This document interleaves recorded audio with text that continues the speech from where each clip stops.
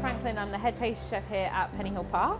Today I'm going to be making an éclair filled with a fig cremeux, blackcurrant compote and topped with a vanilla whipped ganache. To start, I'm going to make a little chocolate decoration. This is ruby chocolate. It's a new naturally pink chocolate.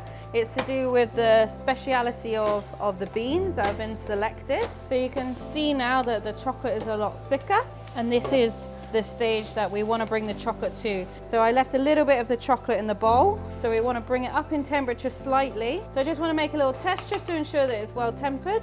So I just put a little bit on my palette knife here. So now it's sat there for 30 seconds. You can see that it's set. So I've put the tempered chocolate into a piping bag.